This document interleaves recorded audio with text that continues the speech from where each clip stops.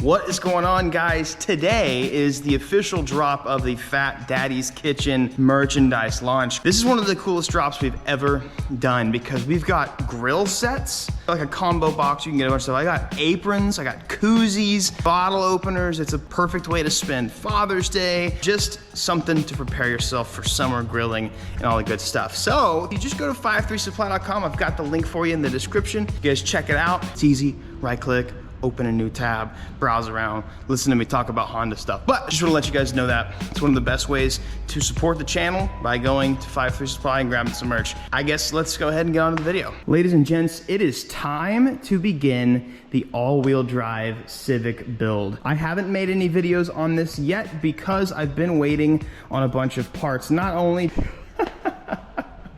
oh, the racing stripes, I always forget about that. Not only do I have like new tail lights and body kit, or not body kit, but a whole front end conversion, but I've been waiting to get all of my really cool stuff, the actual all-wheel drive conversion in. So today, I guess I'm going to unbox some stuff for you, show you what all is required for the all-wheel drive swap. And just to remind you guys, I am doing a K24, and this is just for the meantime. I actually have 2 blocks that are getting sleeved at the moment, but we're gonna do a T3 turbo on the K24 and see what a stock K series can run. I'm pretty excited about it. A K engine is amazing, and I'm excited to show that off. Now I've got to find my dolly so that I can get this huge box into. Where is my dolly?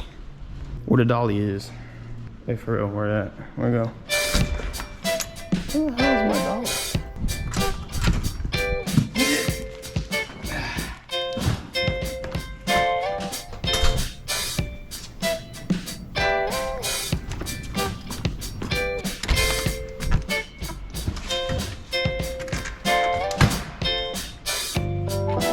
Guys, I'm super stoked to show you guys what all is going down with the build. Today, I'm gonna go over all of the things that I've been waiting on and all that I have had to order, including going over my engine setup, my plans for that. As you can kind of see from between the last clip and now, I have cleaned up this thing a lot and kind of gotten it to where I can show you guys. You guys can see my my Ferret Turbo TM. I am gonna go ahead and start unboxing some stuff, guys. It's actually, it's not insane, all you have to do to all-wheel drive swap a Civic, but it does take a lot of very specific parts and pieces, and I want to say a big thanks. MA Performance, ACT, even Ethan at Trackstar and Austin as well have been helping me a ton, making sure I get all the right parts. I do have some leftover Hossport mounts from years ago. I was supposed to do a K-swap, but didn't, and then I ended up having to buy a all-wheel drive bracket just to make sure that I had the right engine mounts for all-wheel drive. But let's go ahead. I finally got the last piece for now of the puzzle so that we can actually begin the all-wheel drive conversion. So I'm gonna start unboxing all that I have and show you guys. So I have two different clutches because this car is gonna go through 2 different tiers of awesomeness. The first tier is going to be just a standard K series with a 6262, and we're gonna see what a stock K can do. While I'm getting my sleeves and everything like that done, we're gonna do a fully built K20 head, K24 bottom end with a massive turbo later on. But the whole time it will be all-wheel drive. Full disclosure, I paid for this in full. There was no discounts or anything here. I honestly, oh, there's a spider. I didn't want to wait around for like sponsors and stuff like that, so I just went for it. So this is a Humble Performance all-wheel drive conversion kit for, they have several different options, and I'll go over all the things that we've got here. But this is kind of insane. As you can see, I'm already pulling out some stuff that might look somewhat familiar-ish. So in order for you to convert something into rear-wheel drive or all-wheel drive that doesn't have a drivetrain back there, you need some sort of like subframe or trailing arm that allows you to have axles, holds your diff.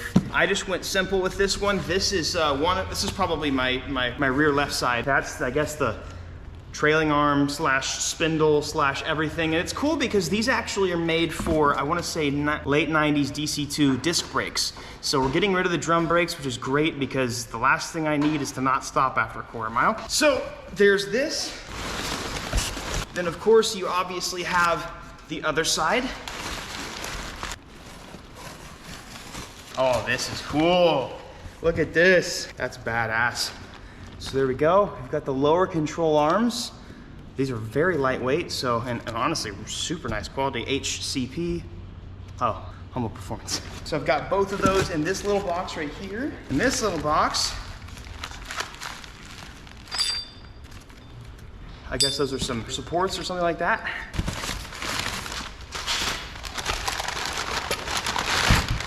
Oh my God. Dude. Oh my goodness. What is that? I think that's my diff brace. That's Dude. So like I said, we're making basically an entire, oh, I have a hole where my wiener is. I have basically an entire rear subframe. You think you're weird? Yeah. Some more things, bushing type, I don't know, spacers, I don't know. I don't know what this is. I assume I'm gonna have to fabricate something. I don't know. So as for the actual all-wheel drive conversion parts,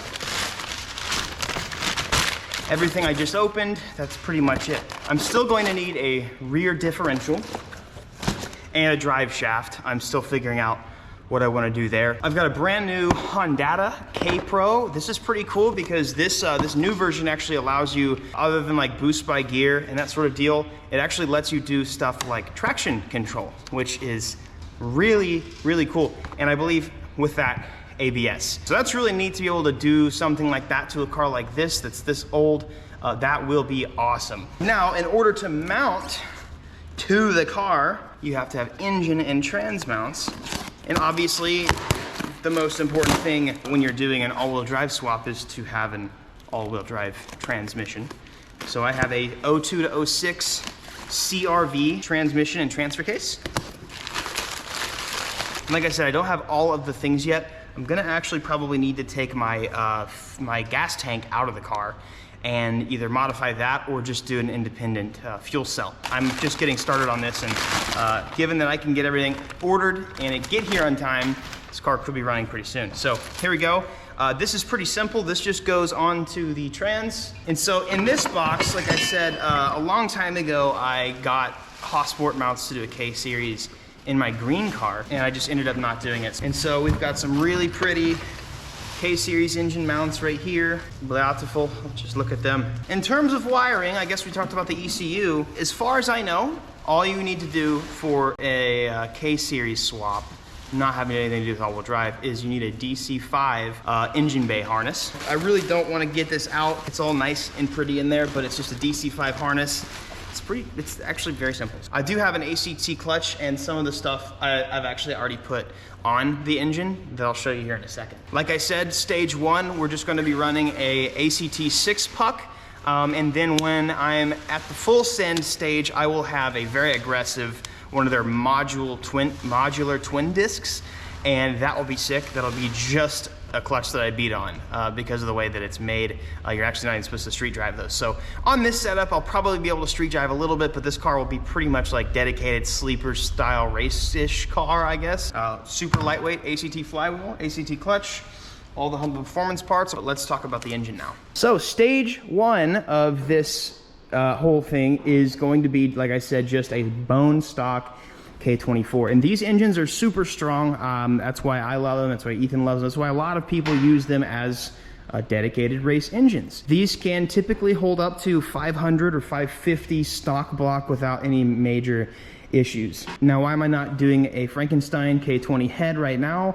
Well, because it really doesn't matter, and I'd rather just kind of put a running, working engine in the car, not open anything up. To go over a little bit of what I have, so this is, like I said, this is a K24 head, and I'm just gonna be, for now, using a stock intake manifold, but I will be doing a bigger throttle body, and that's gonna be supplied by MA Performance. Big thanks to those guys. I will be working with Deechworks to get all new injectors. Now, they don't actually have they have a surge tank, which is very, very good. It's what I'm probably gonna be using, but they don't have a fuel cell. And I'm not exactly sure. I have no experience with fuel cells, so this will be my first time doing stuff like that, so that'll be pretty cool. When I do the K20 head, I'll end up having, you know, Skunk 2 intake manifold, cams, built head, springs, retainers, that sort of deal, built bottom end. But for now, I'm really interested to see just what a 2.4 liter bone stock this is out of a Honda Accord actually. So out of an Accord, what does this do from factory? You'll notice I'm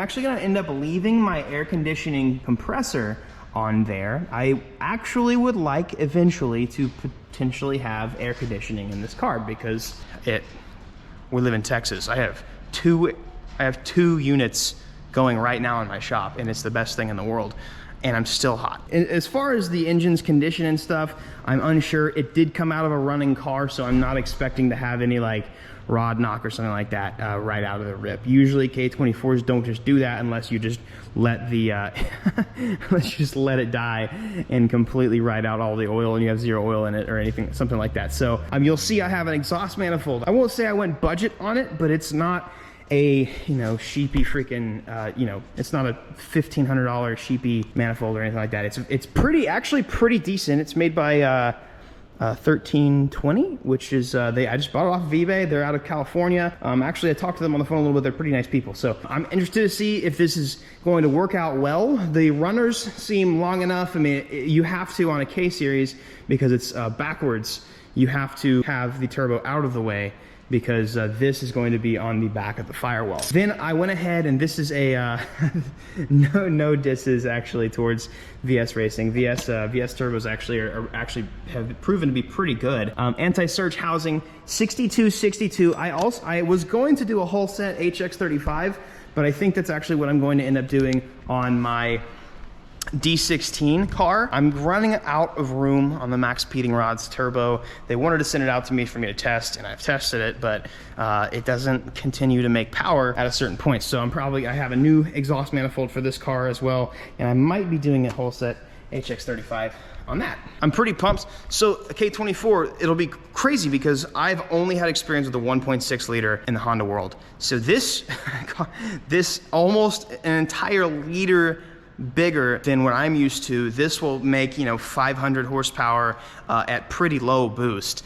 whereas you have to be at 30 something PSI depending on the turbo, obviously, on a D16 to make reasonable power. And by reasonable we mean like 400, 450. I've got the old harness gone. Like I said, we got to use a DC5 harness, and I've ended up taking this off. So this little contraption right here is interesting, and I want to say that every turbo K-Series car has to get something like this replaced. This is the stock water passage, I guess I would say, but it also has, not an EGR, but it has a, you can see that's like a gas recirc, so it's kind of silly. I was gonna modify it, but you can just literally buy a tiny condensed version of this water pass-through online for like, 70 bucks. Also got a really pretty valve cover that I'm stoked to show you guys.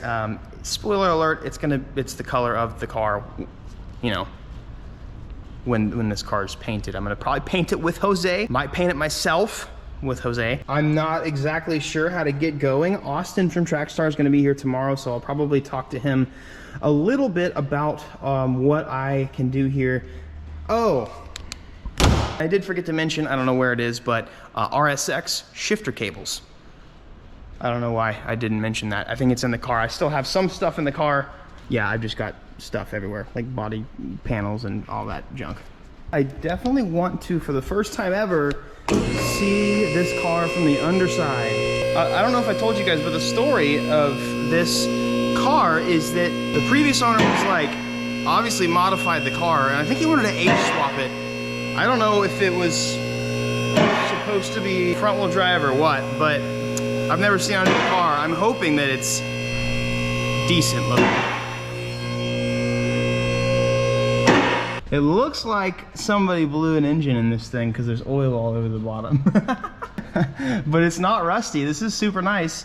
Wow, they just literally cut the exhaust off. That's sweet. I'm gonna have to drop the fuel tank, and I guess we'll go from there, but the drive shaft is gonna come through all through here. I'm not sure if I need like a drive shaft support system or anything like that. It's uncharted territory for me. Ethan's done it a couple times, so he obviously knows, but yeah, I'm gonna have to do all new fuel lines, all the things, but yeah, all of what ooh, there's a little bit of rust back here in the Foompa. We're gonna end up making these trailing arms right here are gonna get replaced.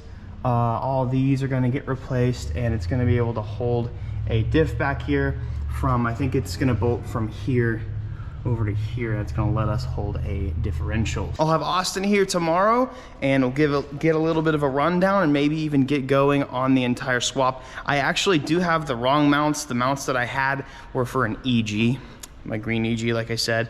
So I will have to get those, but those should be here in no time, and we'll be able to get going. Remember guys, today is the Fat Daddy's Kitchen drop. We worked really hard on this, and it is seriously some of the coolest products we've dropped. A lot of you guys that are OGs will definitely appreciate it, but we give a free recipe card with every order. So if you've ever wanted to know how I cook something, or if you ever wanted to know some of my favorite recipes, well, that's part of it. I'm gonna give you guys some really simple daily advice today. Every day I give you guys daily advice. You guys should know this, but I say it anyways. You will survive in life if the fire inside of you burns brighter than the fire surrounding you. If your passion in here, or your commitment, or whatever it is, if that burns brighter than all of the things influencing you and dragging you down, tearing you down, you will be okay. You will survive, and you will make it. Just want you guys to know that today. Hey, just want to tell you guys, have a great day.